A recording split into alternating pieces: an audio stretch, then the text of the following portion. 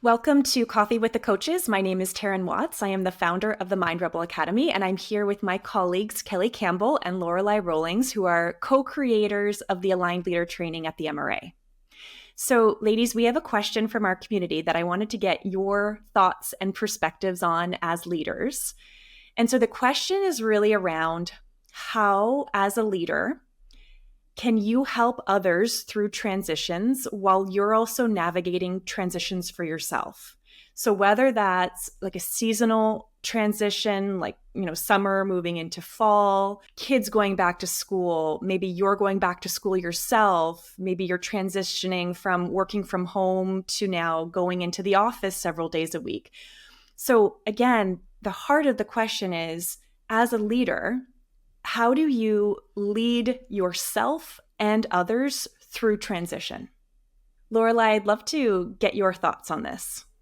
Thanks, Taryn. I'm going to take us right back to fundamentals. And I know it sounds boring and it sounds overdone, and there's no secret in it, but we really need enough sleep, enough rest, enough unfettered time to think, to process, to reflect, to get back to the core of who we are. We are such a busy culture. We're running around all the time. We're in top gear all the time. And it's an unsustainable pace. And then, we're trying to lead everyone through transitions, and then things land in our laps. Like someone gets sick, someone's dog gets skunked just before the kids have to get on the bus. All of these things are all of a sudden upon us. One of our key managers takes a job somewhere else, and we've got so little left to give. I really wish we would get around to valuing and cherishing sleep as a really precious commodity and not looking at it like it's something for the weak. If we can, really cut out time for proper deep sleep and then be able to face the day, literally get out of bed with our best foot forward every day, we will be so much more well equipped to be able to flex into whatever is upon us and to lead people in the best way possible, like to bring our best selves into it.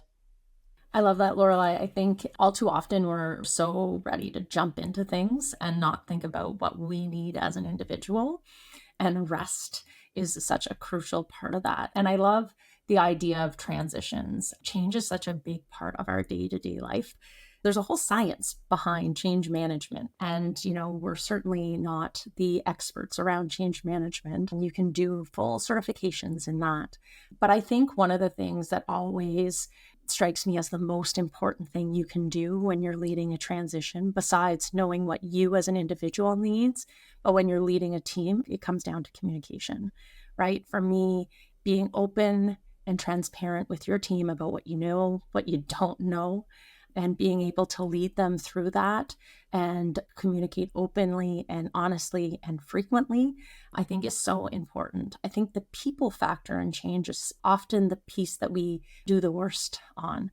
I think for individuals, change is hard, right? And so transitions can be difficult, right? Whether it is, a change in office location, whether it is my kids going back to school and having a new teacher, having that regular communication about what does this mean? What worries you? What's the biggest fear that you might have about that? And just continuing that ongoing dialogue, I think is the most important thing you can do. I think further to that, Kelly, it's also really important to leave some space in our busy schedules for the unexpected conversations. The ones where a child comes home from school crying about something that happened, or one of our kids calls us from university and they need that soft place to land in that pep talk, or one of our employees comes into our office and says, "Can I have 5 minutes of your time?" Which we all know is never 5 minutes of your time. We know that they've already spent more than 5 minutes just getting up the impetus to arrive at the office door and ask for that face-to-face time. So being able to carve out some time so that we know that I had 100 things I needed to get done today, but I really need to put aside time for the unexpected so I can be truly present when that other person lands in front of me and needs some of my dedicated, committed, concentrated time with them.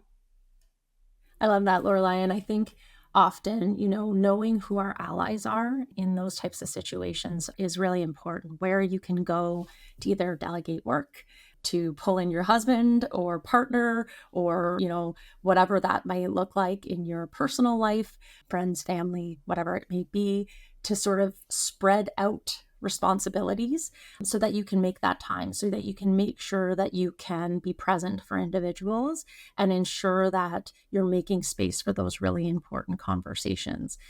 Coming back to the point that I made about people often getting forgotten in a transition process, I think, we have milestones, right? One of the pieces to change management is around sort of the charter and the milestones and meeting sort of that progress. And I think, if you're not bringing people along with you in that transition, then I don't know how you make it a success. And further to that, Kelly, when you talk about milestones, I think during every transition period, it's really important to stop and take stock and reflect and do a bit of, an after action or a debriefing or, an autopsy, so to speak, on, okay, what have we done? What have we accomplished? What's gone really well? And what do we need to polish off? And, so often we look at what needs to change in terms of what didn't go well, what do we declare a failure, what stumped us. But there's so much to be said about what did go well. Let's really dig and find the things that did go well and use that as some esprit de corps to buoy us into the next stage. And I think too, when it comes to timelines and milestones and markers, performance measurement and such, I'm going to sound like I have some sort of leadership theory that's based on, I don't know, the concept of a turtle. But again, going slow. We need time to get people on board. We need time for people to process what's happening with them. And starting back all of a sudden and jumping right into things, it can be harsh, it can be abrupt, it can be alienating. And someone told me way back when, and it's so simple and it makes so much sense. He said, first we go slow, then we go fast. It's like merging into traffic. You can't merge into traffic at 120 kilometers an hour. You need to merge in at pace and then pick up speed when you get there. And I think that it can be really, really compassionate and really effective to start into these transition periods slowly and just give people time and give people time to get their feet under them, give them time to address what it is that was otherwise going to be distracting them, and then start to pick up pace and check in with people and say, how are we doing now? Apply that marginal gains theory, just that 1%, like just keep, compiling 1% on 1% on 1%. And before you know it, you've got this compounding interest benefit. Now we're really moving. And everybody's here and we're all moving together and, we've got the same stroke rate and we're going ahead like a really well-oiled machine, whether it's a family and everyone's into homework schedules, whether it's a team and, now we're producing and we're getting ready for the next big outcome that's due in December, whenever that comes around. I'm wondering if there is a transition that either of you are inside of as we speak right now, managing a transition for yourself, managing a transition for your team. And I'd love to hear about how you are managing that. Yeah, Taryn, I can touch base on the directive across federal government that employees need to return to the office. For executives, that's 4 days a week. For others, that's 3 days a week as of September 9th. And so I've not come out the other side of this. This literally is something that I am working through right now with my team, with my colleagues. There are a lot of emotions attached. There's lifestyle changes attached to that. For some people, it's very welcome. And for other people, it really is, turning their life in a different direction. If they've done something like, move a far distance from their office location, thinking 3 years ago that that was something that was going to be supportable through the future, that work from home was a new normal. And now we're going back to the workplace. So I think that for me, I'm really leaning into my compassion, my empathy, understanding that everyone has a different position on this, that it's not black and white, and that we need to do a lot of communicating. And that for me, my role kind of at the fulcrum of this is, yes, there's a directive and there's expectations that I'm accountable to deliver on. And yet there's these people that work on my team that I care very much for. And I want them to be able to show up in their workspace, whether that's still, a home office or a workplace office, as carefree as they can be so that they're ready to work and engage and have a positive experience. And so, it's really important for me to arrive with the energy, with my cup full, to be able to deal with this so that I don't end up getting short-tempered about it and leaning into, well, I don't understand why there needs to be so much discussion about this. It's a directive. It's simple, people. And then on the other hand, not becoming so woeful about the individual people concerns that I can't see my way through it as a leader and as a person who is responsible for resources and outcomes.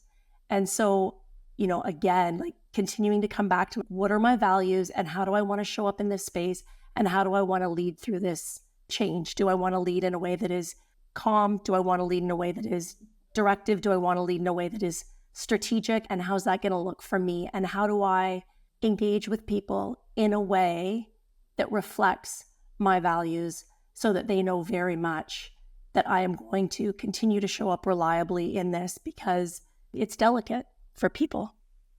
So I'm also navigating a pretty significant life transition at the moment.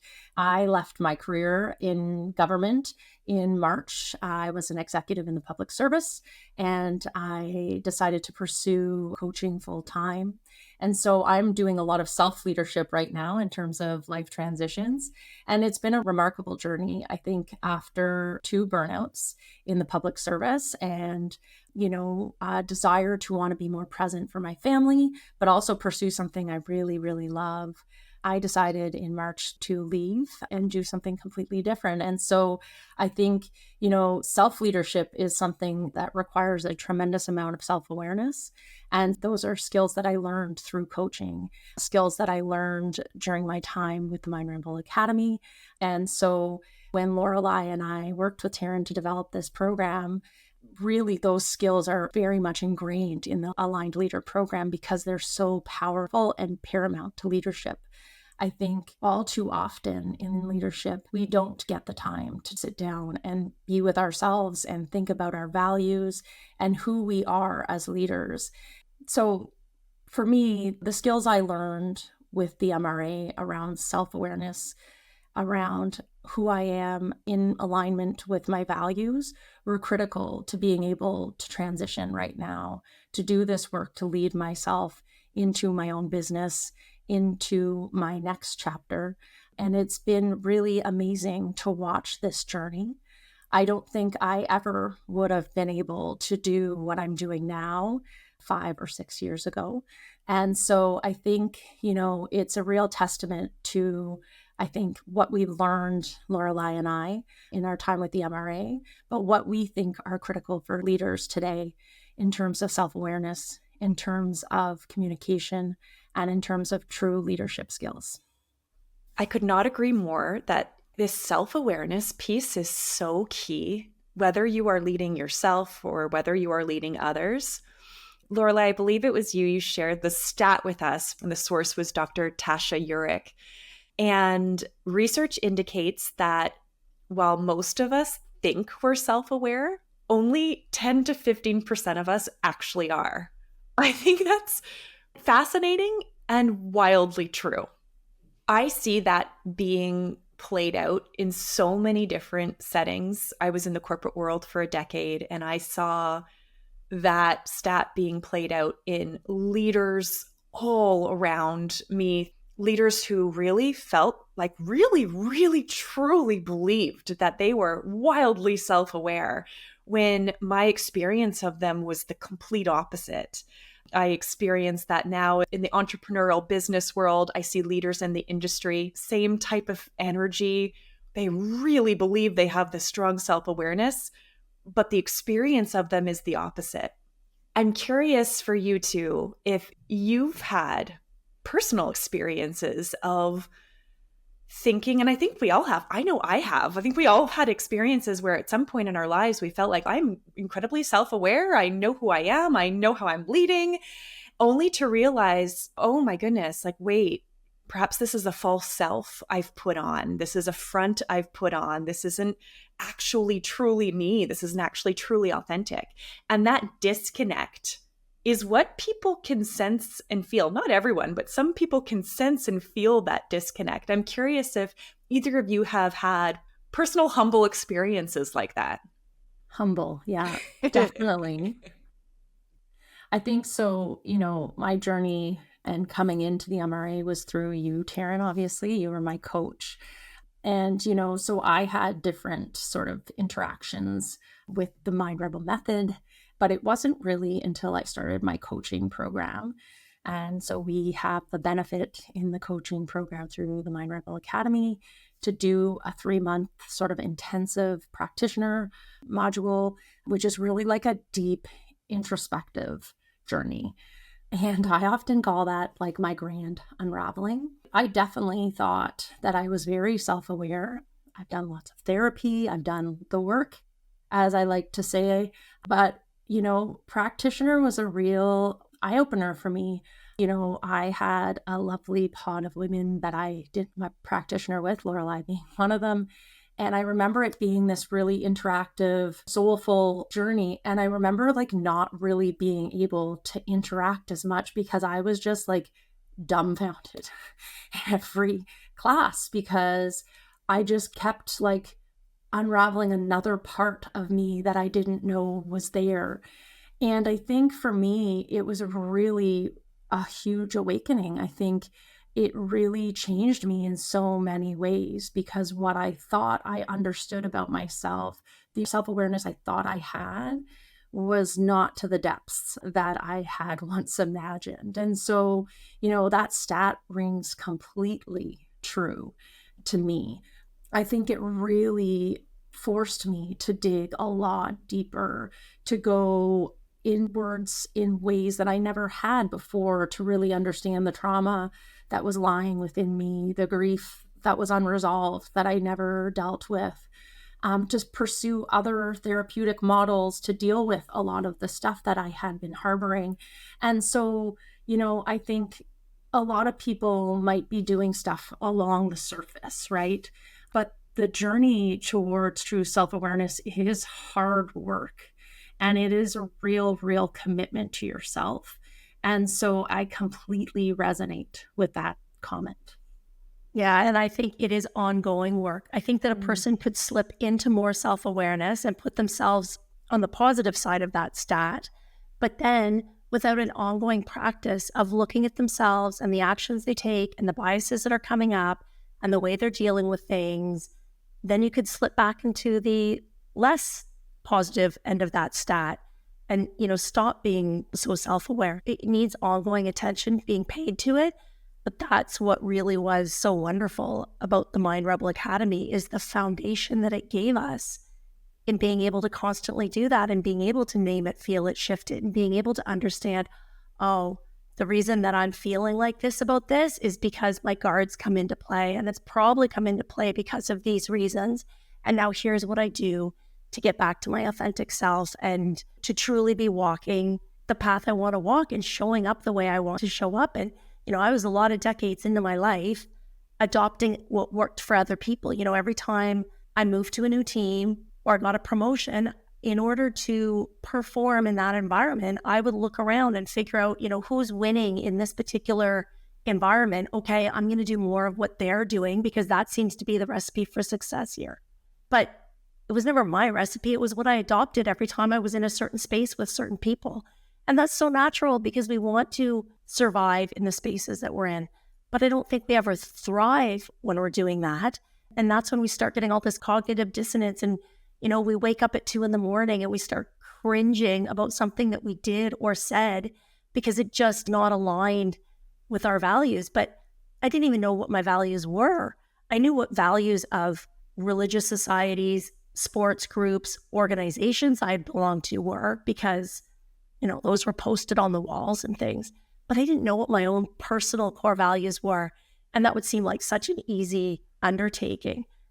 First I could subscribe to like, oh, those are 25 of my personal core values, but to really whittle it down to, okay, it's got to be these 15. Okay, now it's got to be these 8. Oh my goodness. If I'm going to say there are 5 values that I continue to live by, no matter the circumstance I'm thrust into, what are those 5? Like, what am I willing to commit to? What am I willing to make my line in the sand? And so I love how Kelly says it was this grand unraveling. I feel like I unpacked myself just to pack myself all back up into what was a neat, tidy, functional box that I really liked. Like, it's a person that I get to inhabit and be now.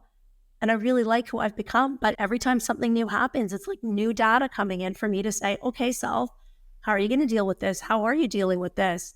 What's happening with this? Right now I'm up against it again. I'm in a new job. I'm leading a new team. I haven't built the relationships with them. I can't coast on the trust that I've already built with them because I don't have social capital in the bank with them yet.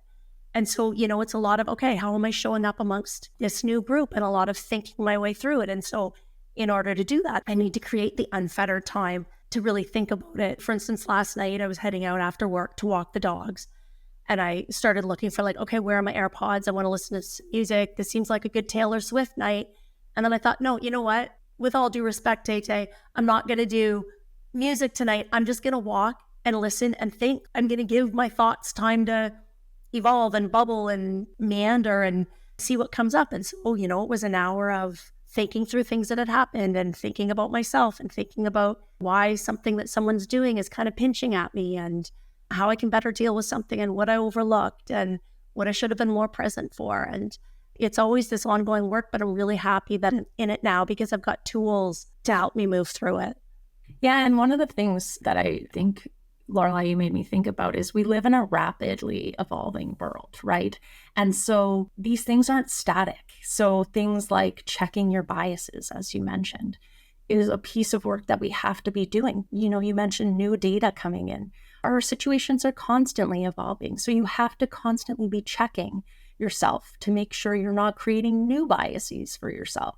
Very much the same as your values. I like to check in with my values kind of seasonally because things change, right? To your point, Lorelei, these things can't remain the same. It's really important to continually do this work to make sure that you're on top of your game, right? And to know that you're in alignment is to know where you are at this point in your life, because you evolve as a human, and so do things like your biases and your values and who you are as your true, authentic self. Ladies, I want to thank you both so much for sharing your thoughts, your perspectives with us. I have taken so much out of this conversation. I really hope that the listeners have also taken what they needed out of this conversation. And for everyone out there listening, if you have questions related to coaching, leadership, the Mind Rebel methodology, or just general questions around living a deeply examined life for yourself that you'd love the MRA team's perspective on, please submit them to our team for consideration following the link in this post.